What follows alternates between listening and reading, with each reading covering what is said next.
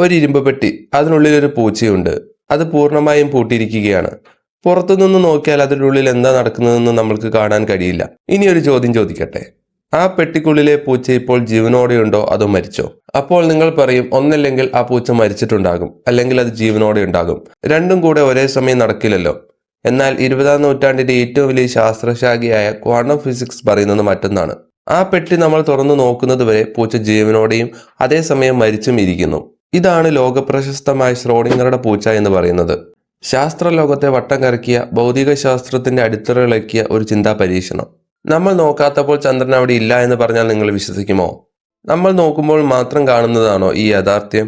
ഇന്ന് talk with റോണക്സിൽ നമ്മളുടെ ചിന്തയ്ക്കും അതീതമായ, നമ്മുടെ ചിന്താഗതിയെ തന്നെ മാറ്റിമറിക്കുന്ന ചിന്താ പരീക്ഷണങ്ങളെക്കുറിച്ചാണ് നമ്മൾ നോക്കുന്നത്.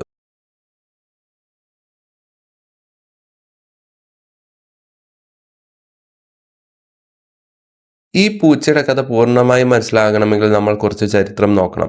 നൂറ്റാണ്ടുകളായി മനുഷ്യൻ വിശ്വസിച്ചുകൊണ്ടിരുന്നത് സർ ഐസക് ന്യൂട്ടന്റെ ക്ലാസിക്കൽ ഫിസിക്സ് ആണ്. അദ്ദേഹത്തിന്റെ തിയറി പ്രകാരം പ്രപഞ്ചം ഒരു ക്ലോക്ക് പോലെ കൃത്യമായി പ്രവർത്തിക്കുന്നു.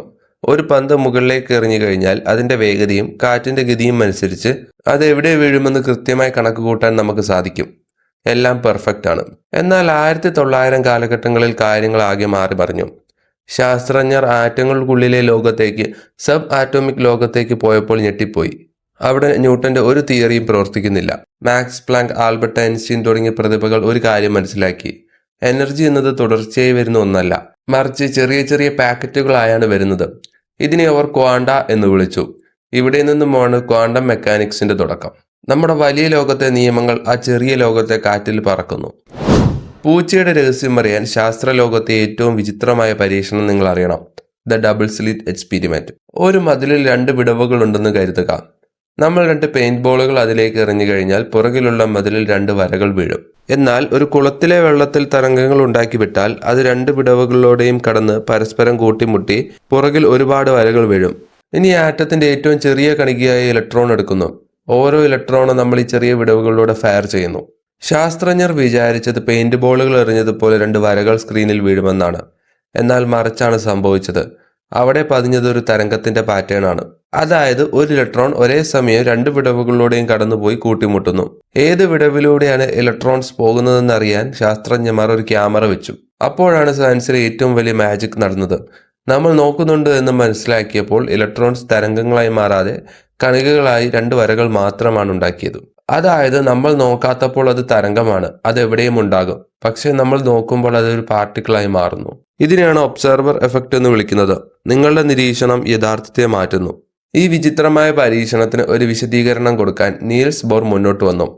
ഇതിനെയാണ് കോപ്പൻഹേഗൻ ഇന്റർപ്രിട്ടേഷൻ എന്ന് പറയുന്നത്. അദ്ദേഹം പറഞ്ഞത് ഇതാണ്: ഒരു ക്വാണ്ടം കണിക എല്ലാ സാധ്യതകളിലും നിലനിൽക്കുന്നു. അതിന് കൃത്യമായൊരു സ്ഥാനമില്ല. നമ്മൾ അതിനെ നോക്കുമ്പോഴോ നിരീക്ഷിക്കുമ്പോഴോ ആ സാധ്യതകളുടെ തരംഗങ്ങൾ തകർന്ന് അതൊരു യാഥാർത്ഥ്യമായി മാറുന്നു. പക്ഷെ ഇത് കേട്ട് ആൽബർട്ട് ഐൻസ്റ്റീനും ദേഷ്യം വന്നു. ഒരു വസ്തു നമ്മൾ നോക്കുമ്പോൾ മാത്രമാണ് അവിടെ ഉണ്ടാവുക എന്ന് പറയുന്നത് ആൽബർട്ട് ഐൻസ്റ്റീൻ അംഗീകരിക്കാൻ കഴിഞ്ഞില്ല. അദ്ദേഹം പറഞ്ഞു, ദൈവം പ്രപഞ്ചം വെച്ച് ചൂതാടുകയല്ല, എല്ലാത്തിനും കൃത്യമായ നിയമങ്ങളാണ് ഉള്ളത്. നമ്മൾ നോക്കാത്തപ്പോഴും ചന്ദ്രൻ അവിടെ തന്നെ ഉണ്ടെന്ന് അദ്ദേഹം വാദിച്ചു. ഐൻസ്റ്റീന്റെ അതേ അഭിപ്രായമായിരുന്നു എർവിൻ ശ്രോഡിംഗർക്ക്.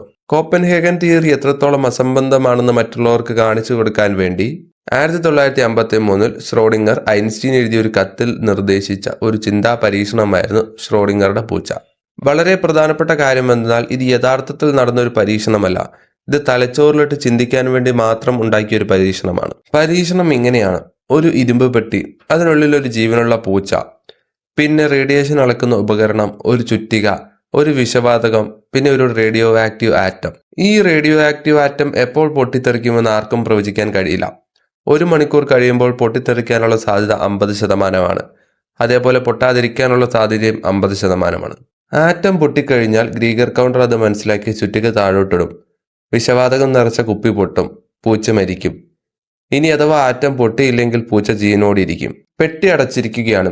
കോപ്പൻഹേഗൻ തിയറി പ്രകാരം നമ്മൾ നോക്കാത്തപ്പോൾ ആ ആറ്റം പൊട്ടിയ അവസ്ഥയിലും പൊട്ടാത്ത അവസ്ഥയിലുമായിരിക്കും. എങ്കിൽ ആ ആറ്റവുമായി കണക്ട് ചെയ്തിരിക്കുന്ന ഉപകരണങ്ങളും ഫലത്തിൽ ആ പൂച്ചയും ഒരേ സമയം മരിച്ച അവസ്ഥയിലും ജീവിക്കുന്ന അവസ്ഥയിലുമായിരിക്കണം. പെട്ടി നമ്മൾ തുറന്നു നോക്കുമ്പോൾ മാത്രമായിരിക്കും പ്രകൃതി ഒരു തീരുമാനത്തിലെത്തുക. വളരെ ചെറിയ ആ ആറ്റത്തിന് സൂപ്പർ പൊസിഷനിലിരിക്കാം. പക്ഷെ അത്രയും വലിയ പൂച്ചയ്ക്ക് ഇരിക്കാനാകുമോ?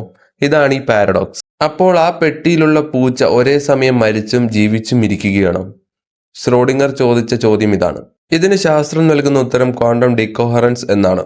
മൈക്രോ ലോകത്തുള്ള ക്വാണ്ടം നിയമങ്ങൾ നമ്മുടെ ലോകത്തേക്ക് വരുമ്പോൾ തകർന്നു പോകുന്നു.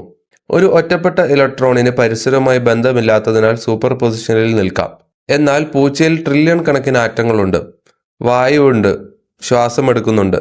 ഇതെല്ലാം ഒരു തരം നിരീക്ഷണമാണ്. മനുഷ്യൻ പെട്ടി തുറക്കുന്നതിന് മുമ്പ് തന്നെ ശ്വാസമെടുക്കലും ചൂടും മറ്റുള്ള ഉപകരണങ്ങളുമെല്ലാം ആ നിരീക്ഷണത്തിന്റെ ഭാഗമായി കഴിഞ്ഞു.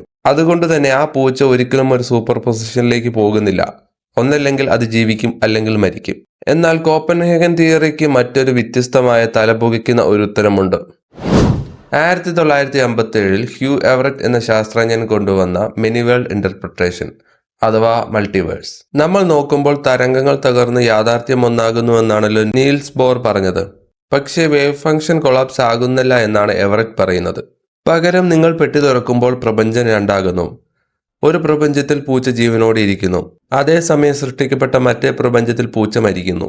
അവിടെ രണ്ട് യാഥാർത്ഥ്യങ്ങളും സത്യമാണ്, പക്ഷെ അവ പരസ്പരം കണ്ടുമുട്ടാൻ കഴിയില്ല. അതായത് നിങ്ങൾ നിങ്ങളുടെ ജീവിതത്തിൽ എടുക്കുന്ന ഓരോ തീരുമാനങ്ങൾക്കും മറ്റൊരു ലോകത്തിൽ സമാന്തര പ്രപഞ്ചം സൃഷ്ടിക്കപ്പെട്ടുകൊണ്ടിരിക്കുകയാണ്. ശ്രോഡിംഗറുടെ പൂച്ച എന്നത് വെറും ചിന്തകൾ മാത്രമാണോ? അല്ല. ഇന്ന് ഈ കൺസെപ്റ്റ് വെച്ച് നമ്മൾ സാങ്കേതിക വിദ്യയുടെ അടുത്ത ഘട്ടത്തിലേക്ക് കടക്കുകയാണ്. അതാണ് ക്വാണ്ടം കമ്പ്യൂട്ടറുകൾ. സാധാരണ കമ്പ്യൂട്ടറുകൾ 0 അല്ലെങ്കിൽ 1 വെച്ച് പ്രവർത്തിക്കുമ്പോൾ ക്വാണ്ടം കമ്പ്യൂട്ടറിലെ ക്യൂബിറ്റുകൾ ശ്രോഡിംഗറുടെ പൂച്ചയെ പോലെ ഒരേ സമയം 0ഉം 1ഉമായി പ്രവർത്തിക്കുന്നു. ഇതുപയോഗിച്ച് ഭാവിയിൽ നിർമ്മിത ബുദ്ധിയും സാങ്കേതിക വിദ്യയും ഇന്നുള്ളതിനേക്കാൾ 100 ഇരട്ടി വേഗത്തിൽ പ്രവർത്തിക്കും. നമ്മുടെ ലോകം എത്രത്തോളം വിചിത്രമാണെന്ന് ശാസ്ത്രം നമ്മളെ പഠിപ്പിക്കുന്നു. നിങ്ങളുടെ കാഴ്ചപ്പാടാണോ സത്യത്തെ സൃഷ്ടിക്കുന്നത്? യാഥാർത്ഥ്യം എന്നതൊരു മായ മാത്രമാണോ? മൾട്ടിവേഴ്സ് തിയറി സത്യമാണെന്ന് നിങ്ങൾ വിശ്വസിക്കുന്നുണ്ടോ? നിങ്ങളുടെ അഭിപ്രായം താഴെ കമന്റ് ചെയ്യുക. ഈ വീഡിയോ നിങ്ങൾക്ക് ഇഷ്ടമായ ലൈക്ക് ചെയ്യുക, ഷെയർ ചെയ്യുക. ഇതിലും വിചിത്രമായ കഥകളുമായി അടുത്ത എപ്പിസോഡിൽ കാണാം. അതുവരേക്കും it's me Ivin Jose signing of.